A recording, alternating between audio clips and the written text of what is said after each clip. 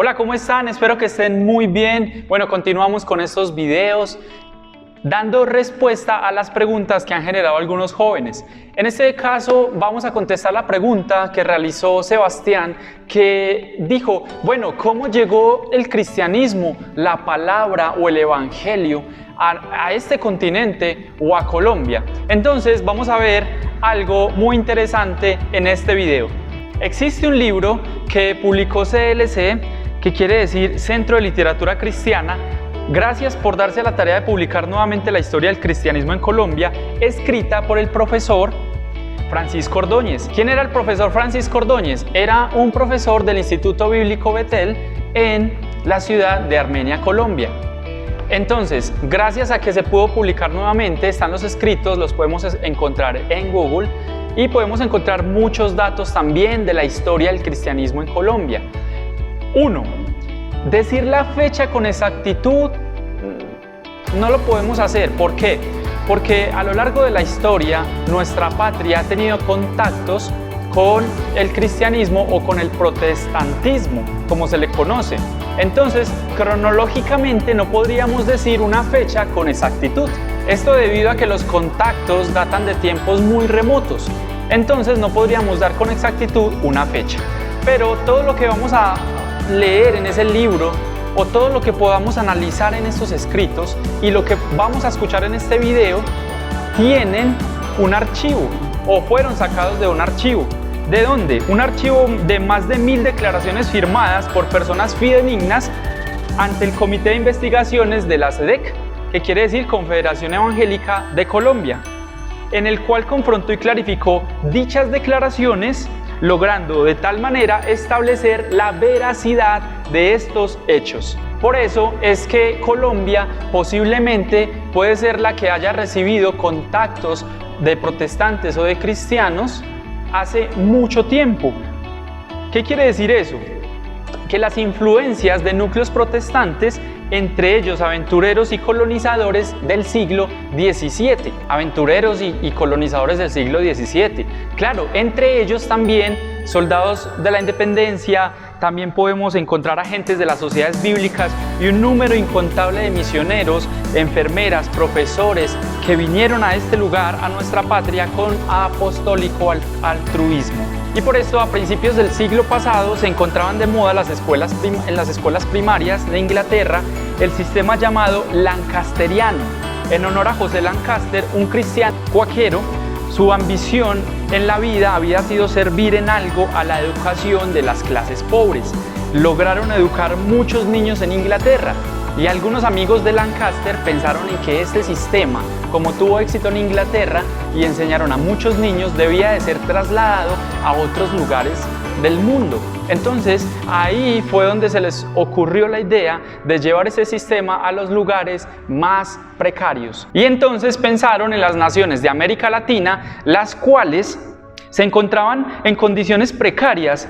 ¿Por qué? Habían concluido la sangrienta guerra de independencia contra la corona de España y se hallaban muy necesitadas de escuelas y de colegios. Entonces, en su época, Bolívar fue el primero en solicitar los servicios del educador cristiano, que viajó a Caracas para establecer este célebre sistema y consideraron la gran oportunidad para la humanidad en su lucha de libertad intelectual y espiritual, dar a conocer también los secretos que estaban escondidos en la Biblia o en la palabra de Dios.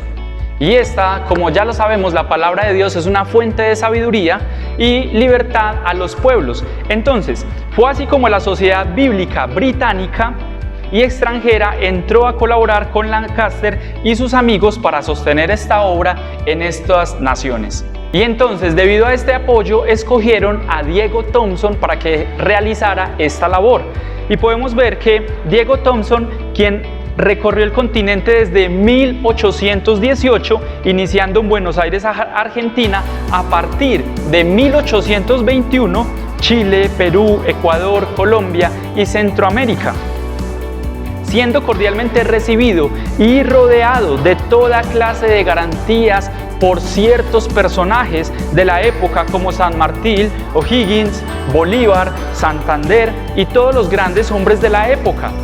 apoyaron al mensajero de la civilización y la verdad, que no solo enseñaba a leer, sino que enseñaba a conocer a Dios. En 1825 llegó a la ciudad de Bogotá y allí dictaba varias conferencias. Como podemos ver en la historia, asistieron altos miembros del gobierno y personajes distinguidos del clero católico romano. Los temas eran la educación y el mejoramiento espiritual del pueblo. Partía de un principio verdadero e invariable: la libertad política sin la libertad espiritual no tiene valor ni significancia alguna. Y entonces, en la época, Colombia se había librado de las cadenas de España. Ahora necesitaba librarse de las cadenas del error. Sus conferencias fueron aceptadas por autoridades civiles, eclesiásticas y por personajes muy importantes de la época.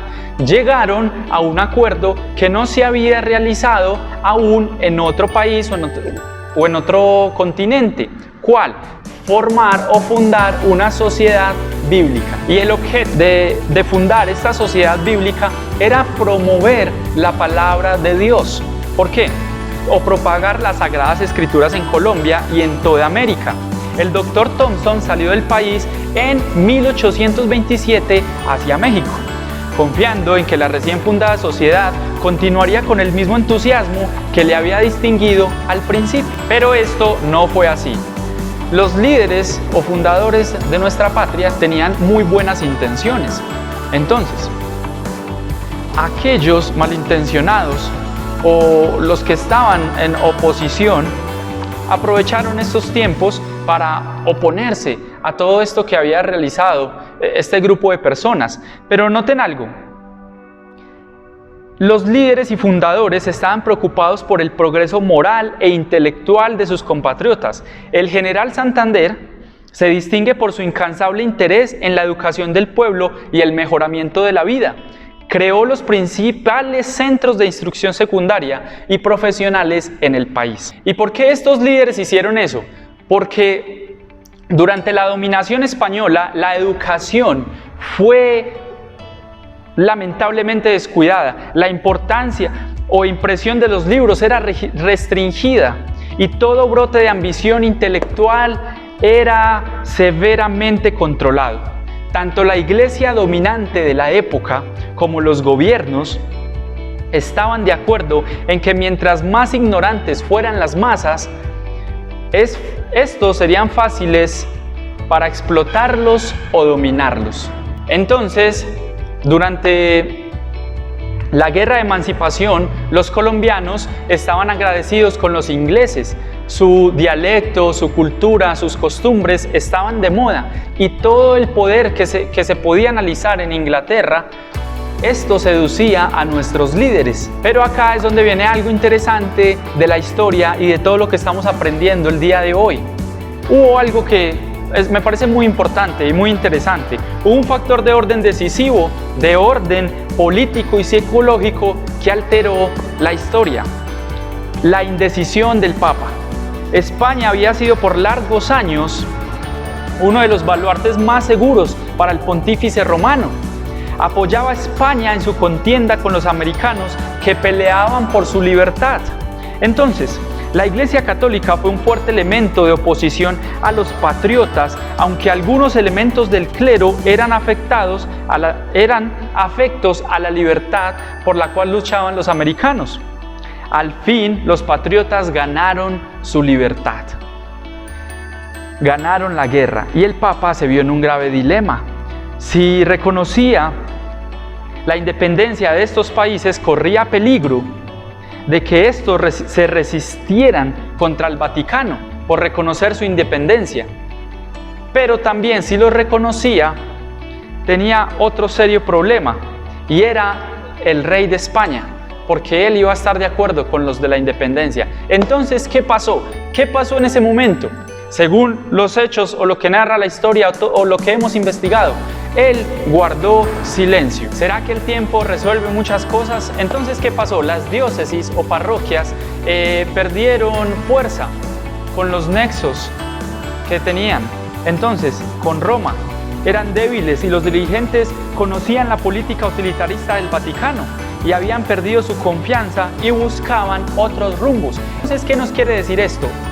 Aquí fue donde aprovecharon, y todo esto explica la creación de una sociedad bíblica en la ciudad de Bogotá con el apoyo oficial del clero y de las autoridades civiles o del gobierno.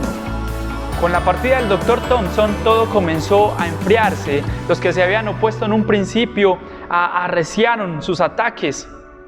La política cambió y todo lo que se había logrado en pro del conocimiento o de propagar las escrituras, hasta ahí había llegado en ese momento, había perdido fuerza.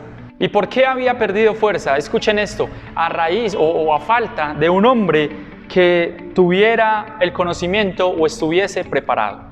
Escuchen esto que narra la historia. En 1821 llegó a Bogotá el primer obrero Lucas Matthews, de origen inglés, quien no encontró mucho de lo que había hecho el Dr. Thompson. Él en 1830 salió de Bogotá hacia la costa por el río Magdalena, pero este nunca llegó a su destino y hasta ahora su desaparición es un misterio, aunque hay versiones de que fue víctima de la intolerancia. Y así termina este episodio de la historia evangélica protestante o cristiana en Colombia. Pero no todo termina ahí. Tiempo después narra la historia acá que un hombre, el coronel Fraser, héroe de la Legión Británica, se casa con una nieta del general Santander y forman un hogar cristiano. A partir de ahí, cuyos descendientes se hallan relacionados con distintas congregaciones actualmente. Tiempo después, el coronel Fraser se dirigió a la Iglesia Reformada de Escocia para que enviaran misioneros protestantes a nuestro continente. Y también varios excombatientes se situaron o se quedaron viviendo en las zonas como el Chocó, Honda, y hubo cristianos que se esforzaron por dar a conocer la palabra de Dios en esos tiempos. Y este fue el principio. ¿Quién habría de creerlo? Si nos contasen esta historia, sería difícil de creer que esto fue así, que en un tiempo en Colombia vino un misionero y dictó varias conferencias, donde estuvo un senador, varios representantes, unos cuantos frailes y ciertos elementos de la más alta jerarquía católica acudieron a las conferencias que dictó él en Bogotá, y que después de esto formaron una sociedad bíblica y decidieron propagar o llevar por toda Colombia las escrituras. ¿Dónde fue el primer contacto? Vamos a ver qué nos dice la historia. El primer contacto fue en las aguas del Caribe, en las islas de San Andrés. Estas, Providencia, Santa Catalina y otras cuales se hallan situadas hacia el norte de Nicaragua y a una considerable distancia de las costas colombianas. De los 7.000 habitantes que cuenta el archipiélago, más de 6.500 son creyentes, protestantes o cristianos. Y estas islas fueron descubiertas por Cristóbal Colón en uno de sus primeros viajes. Ahí descubrió estas islas. Entonces, ¿qué sucedió? Las islas fueron descubiertas y por posesión o por derecho de conquista, en el año de 1595 fueron agregadas a la Capitanía General de Guatemala, hasta que en 1803 pasaron a formar parte del Virreinato de Santa Fe. Y a mediados del siglo XVII llegaron los primeros colonizadores que habían de establecerse definitivamente en las islas, dejando recuerdos de su religión, su idioma y sus costumbres. Llegaron los buques mercantes a estas islas de diferentes partes del mundo por la vía de Jamaica. Vinieron luego otros de Estados Unidos que fueron los que dieron a los isleños estas costumbres y la lengua inglesa y la religión protestante. Después de todo esto, estos colonizadores o los que se establecieron en las islas trajeron bastante personal o bastantes personas de África para que los ayudaran en todo lo que tiene que ver con lo agrícola y en la caza de tortugas. En estos tiempos, esta isla actualmente cuenta con muchas personas fieles al Señor. Y miren lo que dijo un escritor católico, el hermano Justo Ramón, se expresa así: densamente pobladas están las tres islas principales. Los isleños son sanos, vigorosos, cultos y de excepcional honradez. católicos y protestantes conviven con mutuo respeto y de su religión. Podría decirse que es el núcleo humano más civilizado, honesto, moral y sencillo que hay en el país, en Colombia. El segundo contacto histórico en nuestra patria fue en los días de la independencia, cuando vinieron muchos de esta religión, no en calidad de pastores o misioneros, sino con traje de soldados que venían de Inglaterra después de las contiendas. Muchos se quedaron en diferentes ciudades de Colombia. El más sobresaliente fue el coronel James Fraser, del cual hablamos hace unos minutos, quien se casó con la nieta del general Santander y formó un hogar cristiano.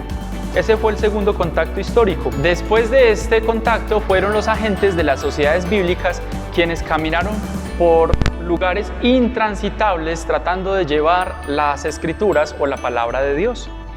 El primer misionero llega a Bogotá, el doctor Henry Barrington, y este es uno de los pioneros y de los hechos más relevantes de los cuales queremos hablar en este video.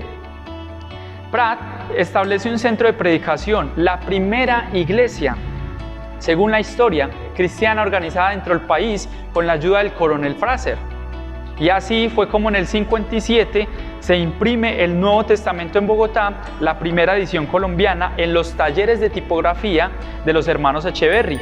Comenzó a distribuirse en los llanos, en el Chocó, en la costa atlántica, en Bucaramanga, Piedecuesta y en otros sectores como el Cauca. Entonces, Henry Pratt realizó varios viajes de exploración y evangelización por diferentes departamentos y fue uno de los pioneros en nuestra nación más destacados de la literatura evangélica en América Latina, con una obra conocida, Noche con los Romanistas. Después llegan otros misioneros, llegan de otras partes y eso lo vamos a hablar ahora en unos segundos. Llegan otros misioneros evangélicos, hacen trabajos en Barranquilla, en toda la costa, en Santa Marta, en Santander, en Tolima, en Cartagena, en Medellín, en el Quindío, en el Valle. Y un dato interesante, en 1934, en Manizales, Caldas, bajo la dirección del misionero Flegues, llega la palabra a esta ciudad. Según los hechos históricos fue en 1934, posiblemente ya hubiese venido alguien más, pero estamos hablando de esta historia que encontramos y de los hechos que se relatan en este libro según las investigaciones del profesor. Y hasta ahora hemos visto hemos analizado algunos hechos los más relevantes de lo que hemos encontrado en la historia de los primeros contactos con el cristianismo en Colombia o en nuestro continente. Claro, después llegarían otras misiones como las Asambleas de Dios, la Wesleyana, la Iglesia Luterana, llegarían más adelante la Misión Bautista del Sur, la Interamericana, la Latinoamericana, se desarrollaría la Presbiteriana también y muchas otras misiones que comenzaron a difundir el Evangelio o la palabra de Dios en Colombia. Y claro está, esto fue en 1800, 1900, y después de una época marcada por la persecución, por la violencia al cristianismo o a los protestantes, de hecho dinamitaban templos, quebraban las ventanas de las iglesias, perseguían a los pastores, a los misioneros. Algunos de ellos entregaron su vida en este país, en esta nación, y murieron acá. Después de superar toda esta violencia y después de ir avanzando nuestra sociedad, y también gracias a la Constitución del 91 por la libre expresión o la libertad de culto, y también gracias a Dios especialmente. Y claro está, ¿cómo no vamos a finalizar con nuestra historia? Tú que nos estás viendo y perteneces a esta iglesia, Fe y Esperanza, que es la Misión Panamericana en Colombia, vamos a ver algo de la historia de nuestra misión. La Misión Panamericana de Colombia fue fundada en octubre de 1956 como Iglesia Cristiana Evangélica, siendo los fundadores el pastor Ignacio Guevara Vázquez y su esposa Harriet Anderson de Guevara, quien fue una misionera. En 1956 inicia reuniones evangelísticas en el barrio Centenario. Para el año 1958, la iglesia se traslada a la carrera 12 con calle Octava, dando inicio a la Misión Panamericana, de la cual es su fundador. Misión que cuenta hoy con más de 400 iglesias en nuestro país y también en Brasil, Ecuador, Perú, Panamá y Venezuela. Pero ¿quién fue Ignacio Guevara? Es la gran pregunta. ¿Quién fue el fundador de la Misión Panamericana de Colombia? Pues vamos a ver quién fue él. Nacido en el municipio de Guachetá, su infancia estuvo marcada por la mendicidad desde que emigró por sus propios medios a Bogotá. A los 16 años se incorporó al Ejército de Colombia y luego a la Armada. Abordó el cañonero fluvial Barranquilla, que por poco pierde la vida después de contraer fiebre amarilla, y posteriormente fue asignado a la Policía Nacional en calidad de agente al municipio boyacense de Garagoa, donde su vida cambiaría al convertirse al protestantismo.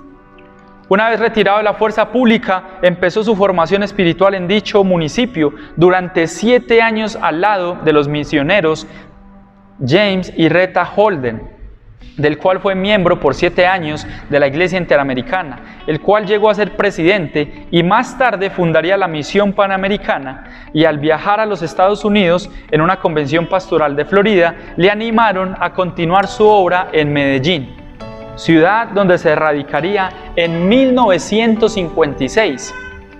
Escribió varios libros como Paria Solitaria, Jesús, Guerra de Intercesión Global, Guías Ciegos, Olivas Machacadas, Amor en el Espíritu, La Visión de Dios para su Iglesia, Lo que no es el primer amor y otros ejemplares. En 1943 había realizado el primer programa evangélico en Radio Cristal, una de las emisoras más antiguas de Bogotá. La emisora Nuevo Continente 1460 es una estación de radio de Colombia y uno de los primeros medios de comunicación para las iglesias protestantes del país con enfoque interdenominacional. Fundada en 1968 por los pastores Ignacio Guevara y Pat Robertson, como parte de la Misión Panamericana de Colombia. Además del mensaje cristiano que predican, también se dedican a proporcionar noticias e información cultural en estos tiempos en esa emisora. El pastor Ignacio Guevara dedica toda su vida a predicar, a enseñar, a estar en la radio, y muere a la edad de 97 años. Y aquí vamos a ver unos videos de quién era el pastor Ignacio Guevara. Evidentemente no fue fácil, pero pastor, lo más maravilloso, ya pues yo creo que presupuestamos la respuesta, pero ¿qué ha sido lo más maravilloso de estos 98 años, pastor Ignacio Guevara? Alabo a Dios por los años que me ha dado, fructíferos para Él. Es Él. No soy yo, es Él. Hay dos cosas. Dios me creó para servir a otros y la otra, honrarle a Él. Mi deseo es servir. Solo quiero limpiar los pies, lavar los pies. Aún delante de Dios no estoy buscando orgullo, no quiero que me coloque en un lugar especial que solo me permita, después que me lleve, sentarme a los pies del que me salvó, del que me redimió. No quiero más, solo sentarme a los pies de Él. No quiero nada más del cielo. Espero que sigan investigando, sigan leyendo, pueden entrar a internet, pueden conseguir este libro. Es muy interesante, son bastantes relatos históricos que nos hablan de los contactos del cristianismo con nuestra nación. Y para finalizar también les voy a hablar del pastor Jesús Armando Arboleda. Pastor Jesús Armando Arboleda es ahora el actual presidente de la Misión Panamericana desde el 2004. Desde 1990 fue nombrado presbítero nacional. Nació el 22 de junio de 1941 en el corregimiento del Torrá, Chocó. Se convierte en 1960. Un año después es enviado a la Dorada Caldas, después en el Magdalena Medio fundando iglesias, después en Cundinamarca funda 5 iglesias, después en Antioquia y después viaja a Puerto Boyacá. Y en el año 1966, en los Llanos Orientales, donde contrae matrimonio con Elisa Mortegui, la pastora, allí fue donde la conoció. Después regresa a Puerto Boyacá y funda iglesias en el Tolima, la de Armero en 1971. Es enviado al Caquetá, donde constituye 9 iglesias en estos lugares difíciles. Y en 1980 llega a la ciudad de Pereira. En 2001, ya después de haber realizado varios estudios, en el 2001 ya con un doctorado en divinidades, se constituyen más iglesias en Risaralda, Valle, Chocó y Caldas. Escritor de varios libros y tratados evangélicos, con casi 60 años de ministerio, es un hombre sencillo y de gran testimonio para todos los que le conocemos. Es excelente persona y lo hemos tenido acá en la iglesia, hemos tenido ese privilegio. Y actualmente vive en la ciudad de Pereira. Hoy la Misión Panamericana, a lo largo de los cuales suma más de 400 iglesias, de las cuales algunas están en Colombia y también en Brasil, Ecuador, Perú, Panamá y Venezuela. Iglesias bajo el nombre de Centro de Fe y Esperanza o Centro Evangelístico. Así que estos son los datos más relevantes que tenemos en cuanto a cómo llegó el Evangelio o el cristianismo o el protestantismo a nuestro continente o a Colombia. Y también un poco de la historia de la misión a la cual pertenecemos. Espero que estés muy bien, espero que sigas investigando, sigas leyendo y si tienes alguna duda, sabes que puedes escribirnos, dejarnos un mensaje.